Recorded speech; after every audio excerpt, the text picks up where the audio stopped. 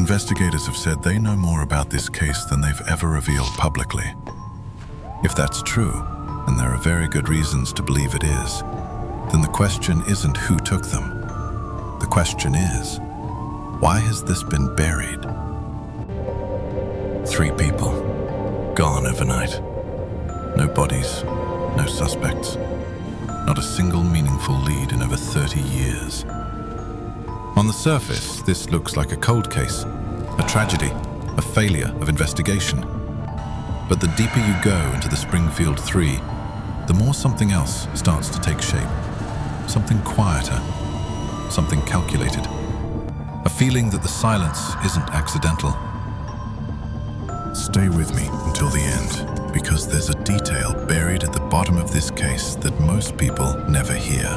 And once you hear it, you'll understand why this story hasn't just gone cold, it's been kept that way. June 6th, 1992, Springfield, Missouri. Graduation night. If you've ever lived in a small American city, you know how that night feels. The air is warm, the music carries from somewhere down the street. Everyone is celebrating, everyone is relieved.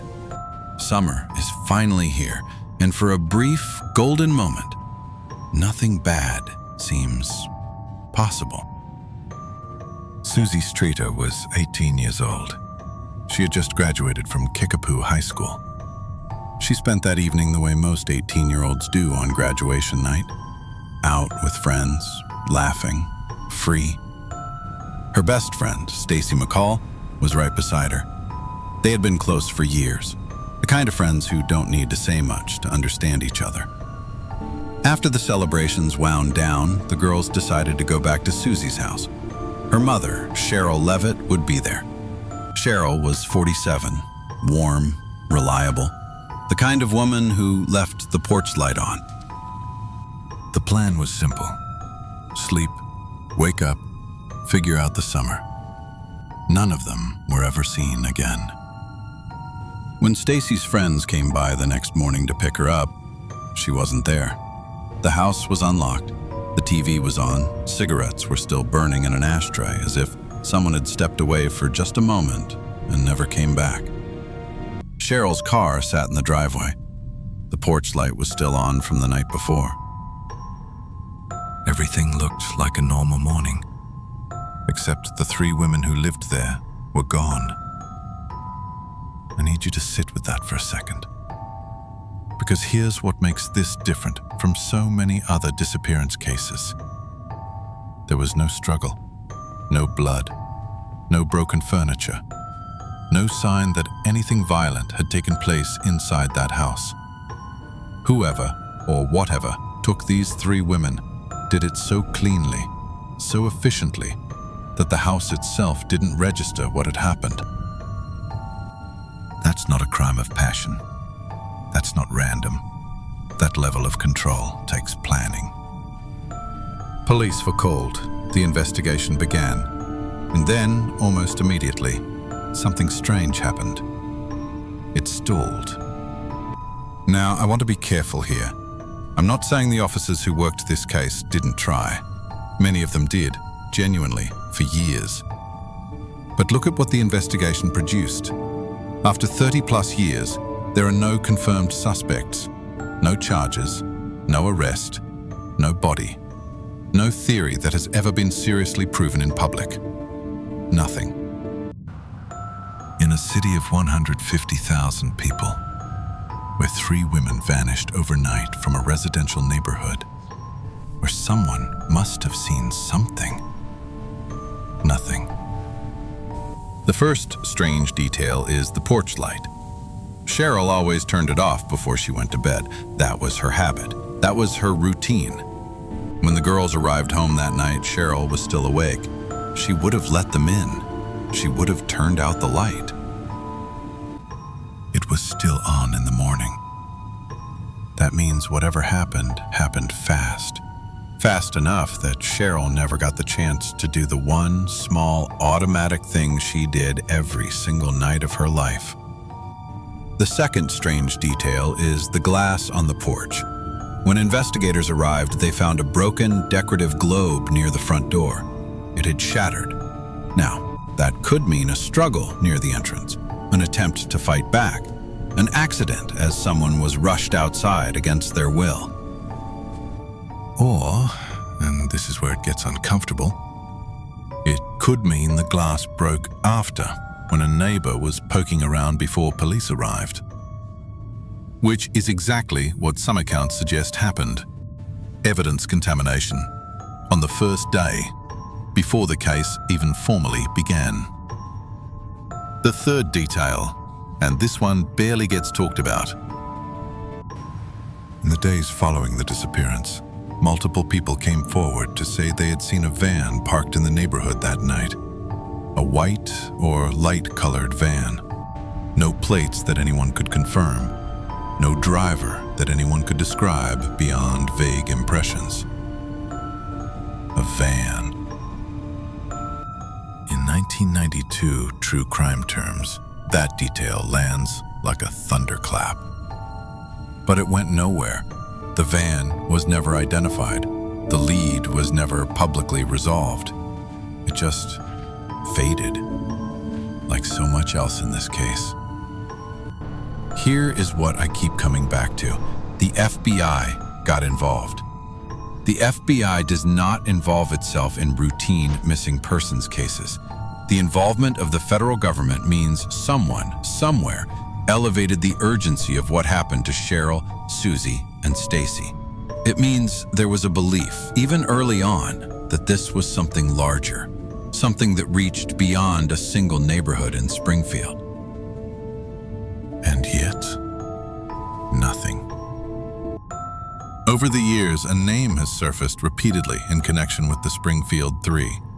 Robert Craig Cox. He was a convicted kidnapper and has been linked to other violent crimes. He gave interviews from prison in which he strongly implied he knew what happened to the women. He said, and I want you to hear this clearly, he said they were dead and they would never be found. He was never charged in this case. He has never been proven responsible. But he knew. He said he knew. And the case went nowhere. Think about what that means.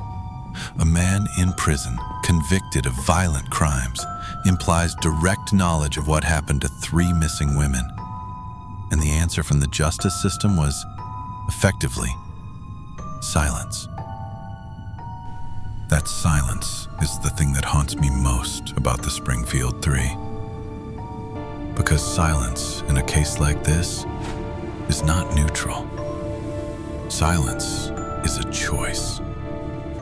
Every year that passes without a charge, without an answer, without even a named suspect, that is not the absence of justice. That is the active maintenance of a secret. Think about Stacy McCall's parents. She was 18 years old. She went to her best friend's graduation party, and she never came home. For over 30 years, they have been waiting for someone to tell them what happened. For over 30 years, law enforcement has said publicly that they know more than they've revealed. Let that land. They know more than they have revealed. Why would investigators withhold information from the families of missing women? There are a few official explanations. They might say it's to protect the integrity of a future prosecution. They might say they're shielding witnesses.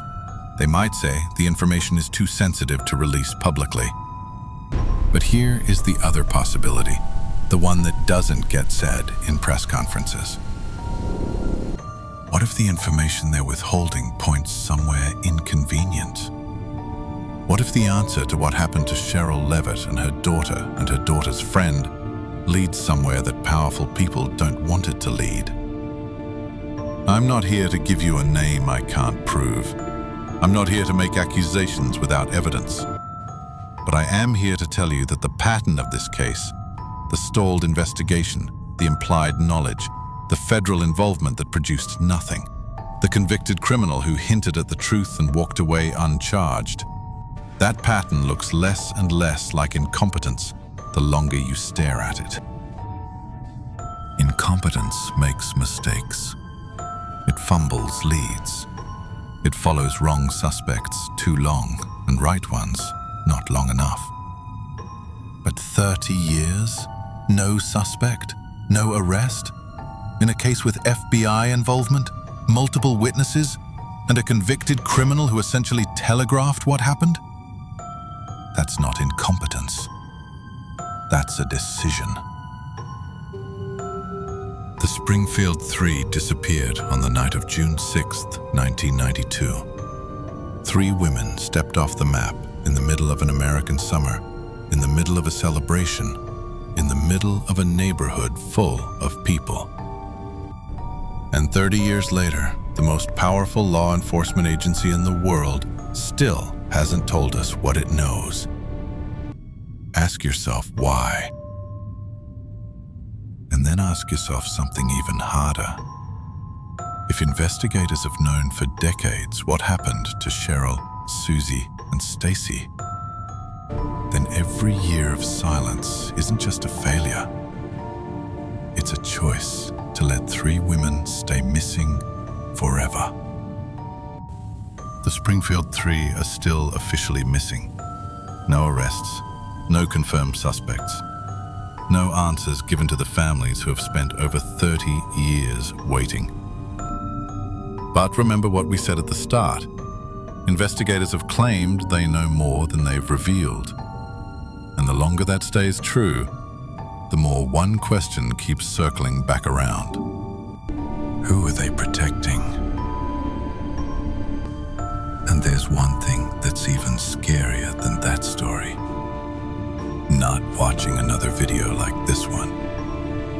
Because next time, we're going somewhere even darker. A case where the cover-up wasn't just suspected, it was proven. And the people responsible never spent a single day in prison. That video is up right now, and trust me, you'll want to watch it with the lights on. If this case disturbed you the way it disturbed me, hit the like button and subscribe to Mr. Wick and Whispers. Every week, we go deeper into the stories that don't make the front page anymore. The ones that were supposed to be forgotten. Let us know in the comments which part of this case shocks you the most so far. Was it the silence? The van? Or the man in prison who said he knew and was never charged? Sleep well.